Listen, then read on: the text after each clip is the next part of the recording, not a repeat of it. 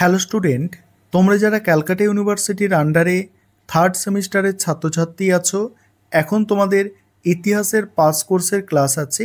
আজকের ক্লাসে তোমাদের CC3 পেপার থেকে একটি গুরুত্বপূর্ণ 5 নম্বরের প্রশ্নের উত্তর নিয়ে আলোচনা করব। প্রশ্নটা আছে অগ্রাহার ব্যবস্থা সম্পর্কে টিকা লেখো। অ্যান্সারটা বুঝে নেবে।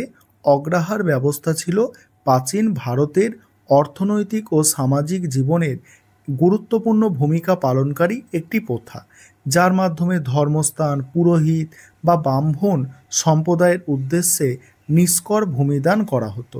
এই ভূমিদানের ক্ষেত্রে জমি সম্পূর্ণরূপে করমুক্ত করা হতো এবং এটি ছিল চিরস্থায়ী, অর্থাৎ দাতার পক্ষ থেকে তা পুনর্দখল করার কোনো সুযোগ থাকতো না। প্রথম দিকে সাতবাহন যুগে এই ব্যবস্থার কিছু নজির পাওয়া গেলেও খ্রিস্টীয় 300 সালের পর থেকে এটি ব্যাপকভাবে প্রচলিত হয়। বিশেষত মধ্য ভারত, পশ্চিম ভারত এবং দাক্ষিণাত্যের রাজারা ব্রাহ্মণদের উদ্দেশ্যে সরাসরি জমিদান করতেন। দানের সময় প্রশাসনিক কর্মকর্তা এবং গ্রামের সম্ভ্রান্ত ব্যক্তিরা উপস্থিত থাকতেন এবং তাম্রশাসন দ্বারা দানের নথি তৈরি করা হতো।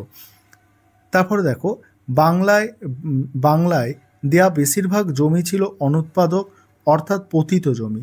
তবে অন্যান্য অঞ্চলে চাষযোগ্য জমি এবং গোটা গ্রাম দান করা হতো। তারপরে কি বলা হচ্ছে দেখো, অগ্রাহার ব্যবস্থার ফলে দানগ্রাহীতারা শুধু জমির মালিকানা পেতেন না, তারা বিভিন্ন প্রশাসনিক ও বিচার বিভাগীয় ক্ষমতা লাভ করতেন। এর ফলে তারা আঞ্চলিকভাবে প্রভাবশালী হয়ে ওঠেন এবং ধীরে ধীরে সামন্ত হিসাবে নিজেদের প্রতিষ্ঠা করেন। অর্থনৈতিক এবং রাজনৈতিক ক্ষমতা এই সমন্বয় সামন্তের বিকাশে গুরুত্বপূর্ণ ভূমিকা পালন করে, যা পরবর্তীকালে ভারতের সামাজিক ও রাজনৈতিক কাঠামোকে ব্যাপকভাবে প্রভাবিত করে। ঐতিহাসিক R.S. শর্মা মনে করেন এই অগ্রাহার ব্যবস্থায় ভারতের সামন্ত প্রথার ভিত্তি স্থাপনে গুরুত্বপূর্ণ ভূমিকা পালন করেছিল। এই ছিল তোমাদের আজকে একটি গুরুত্বপূর্ণ 5 নম্বরের প্রশ্নের উত্তর।